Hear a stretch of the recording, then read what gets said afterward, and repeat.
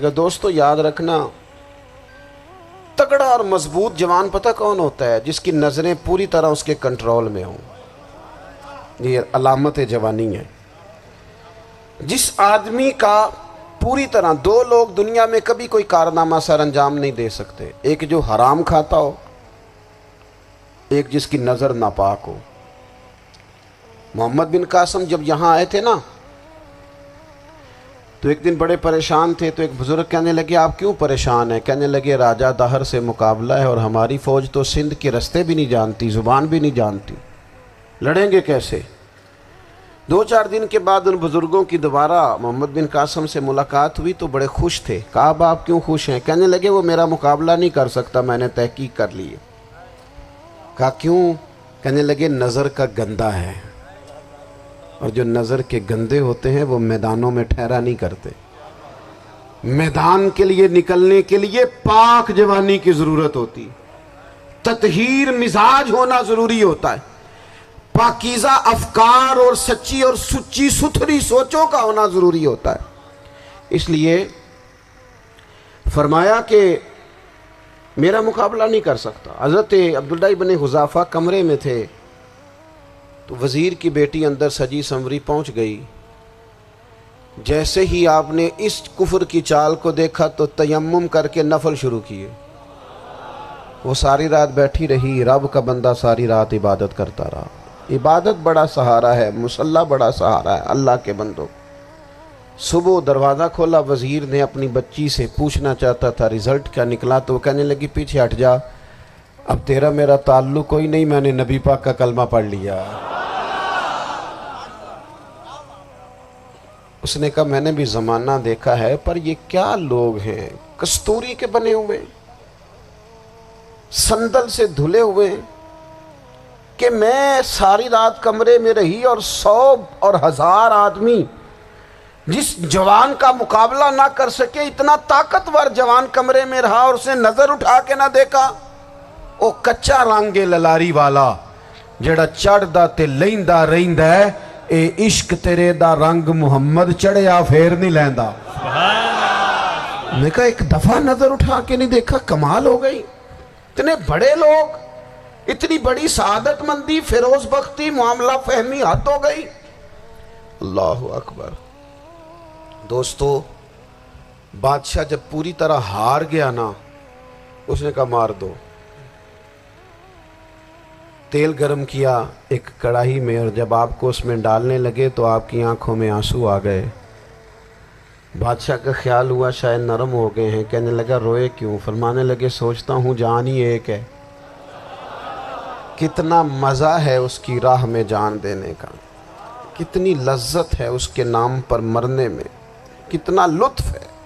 جے تو چڑھیا اتے دار بھی نہیں، تے جے تو وکیا عشق بازار بھی نہیں، تے ایڈا سستا سودا پیار بھی نہیں، تے ایڈا سستا لبدا یار بھی نہیں۔ کئی جنگل گانے پیندے نہیں، کئی دوزخ لنگنے پیندے نہیں، جے وہ اس ملوں بھی مل جاوے، ایدوں سستا ہور بپار بھی نہیں۔ تے کچھ سمجھ نہ آوے لوکاں نوں وہ کادے نال شہید کرے، ڈٹھی یار دے ہاتھ تلوار بھی نہیں، پر او دا خالی جاندہ وار بھی نہیں۔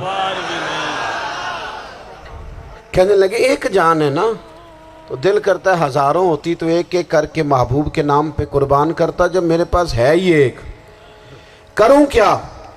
حضرت عبداللہ ابن حذافہ رضی اللہ تعالیٰ عنہ جب روئے اور بادشاہ نے یہ بات سنی، تو بادشاہ اٹھ کے کھڑا ہو گیا، سارے وزیروں مشیروں کو کہنے لگا تم نے کہا تھا نا بندہ ضائع کرنے والا نہیں، یہ بھی ضائع کرنے والا نہیں۔ کہنے لگا میرا ماتھا چومو، تم جیسے لوگوں کو قتل نہیں کرنا چاہیے، آزاد کرنا چاہیے۔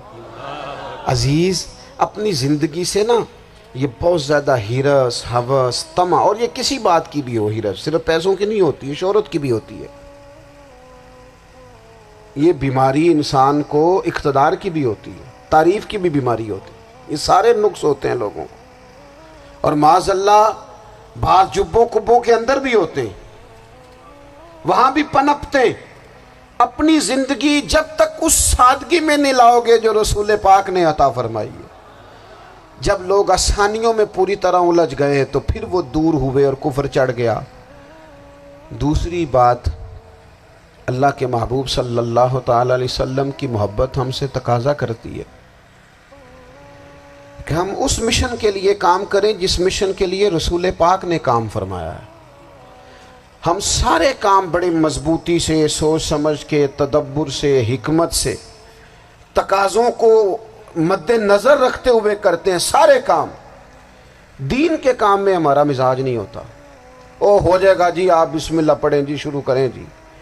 آپ تقاضوں کو سمجھیں، چیزوں کو دبائیں نہیں، چیزوں پر غور کریں۔ کسی کے ذہن کی سطح پر سوال ابھرتا ہے، اس کا تسلی بخش جواب دیں۔ اپنی زندگی میں دین کے کام کے لیے اپنے آپ کو وقف کریں، اور دین کے کام کے بہت سارے پہلو ہیں۔ ہزاروں لوگوں کو قرآن پاک ٹھیک پڑھنا نہیں آتا، ہزارہا لوگ ہیں جو قرآن مجید کے مطالب سے آگاہ نہیں ہیں، دین کی بنیادی ضروریات سے لوگ نابلد ہیں۔ میں آپ کو کس طرح یہ بات سمجھاؤں کہ ہزاروں کی تعداد میں طلاقیں اس لیے ہوتی ہیں کہ مردوں کو طلاق کے مسئلے نہیں آتے، انہیں پتہ نہیں ہے کہ مجھے حقوق زوجین کے معاملے میں کیسے چلنا۔ ڈھیر سارے گھروں میں تباہی اس لیے ہے کہ تربیت اولاد کا دینی منہج ہمیں نہیں پتا۔ اپنا حصہ ملائیں دین کے کام میں۔ ایک آدمی کو اگر تو نمازی کرنے میں کامیاب ہو گیا، تیری زندگی بدل گئی۔ وہ دین بیزار لوگ جو ہمارے بیچ بیٹھ کے ہماری نوجوان نسل کو پگڑی اور داڑھی کا نام لے کے بنیادی طور پر دین سے دور کرتے، ایسے نوجوانوں کو دین کا پیغام محبت دے کر دین کے قریب کرنا ہماری ڈیوٹیوں کا حصہ ہے۔ ہمیں ذمہ داری کا احساس کرنا پڑے گا، ہمیں یہ خاص قدم اٹھانا پڑے گا، توجہ دینی پڑے گی۔ مساجد، مدارس، میں آپ سے عرض کروں، اتنی ڈٹ کے مخالفت ہوتی ہے نا مدرسوں کی، اتنی ڈٹ کے۔ میں ادارہ چلاتا ہوں، اس کے چلانے میں جو مشکلات ہیں وہ تو ہم بتا نہیں سکتے آپ کو، اس لیے کہ میری قوم، میرا اس قوم سے تعلق ہے جو نعت خواں امیر کرنا چاہتی ہے، مدرسے نہیں۔ ہاں، نقیب خطیب پیدا کرنا چاہتی ہے، شعر و شاعری کی زندگی کو پروان چڑھانا چاہتی ہے۔ فقط ہمارا ان لوگوں سے تعلق ہے جو لاکھوں کروڑوں روپیہ محافل پہ لگائیں گے، اور قاری صاحب بیچارے اگر مسجد کا کوئی ہونے والا کام کسی وقت بتا دیں گے تو وہ بڑی مشکل آ جائے گی ان کے لیے۔ یہ کیسے ہو سکتا ہے، آپ نے یہ ڈیوٹی بتا دی۔ مدارس، اور جتنا اہم رول دین کو پھیلانے میں مدارس اسلامیہ کا ہے، اتنی زبردست، لوگوں کا خیال ہوتا ہے میری طرح کے لوگ شاید کام کرتے ہیں، ڈیوٹی کرتے ہیں۔ یہ 10-15 لوگ آپ کو نظر آتے ہیں جو آپ کو کہیں میڈیا پر یا ادھر ادھر ڈیوٹی کرتے، مخلص لوگ اپنی جگہ پہ، وہ بھی بڑا ہی کام کر رہے ہیں، جو میڈیا پہ آ کے بھی اخلاص سے اور درد دل سے کو دین کی، ان کی بھی کسی بات کی حوصلہ شکنی نہیں۔ لیکن ہزارہا اساتذہ جو مدارس میں بیٹھ کے پڑھاتے ہیں، جنہوں نے وہ سارے لوگ تیار، آپ سمجھ نہیں سکتے کتنا بڑا کام۔ حفظ کا استاد جو ہوتا ہے نا، اس کی ڈیوٹی 24 گھنٹے ہوتی ہے، فجر سے پہلے، اور اس نے بچوں کو اٹھانا۔ تنخواہ تو ہم انہیں دینا نہیں نہ چاہتے جی، تنخواہ نہیں دی انہوں نے، ہمیں مولوی امیر نہ ہو جانا۔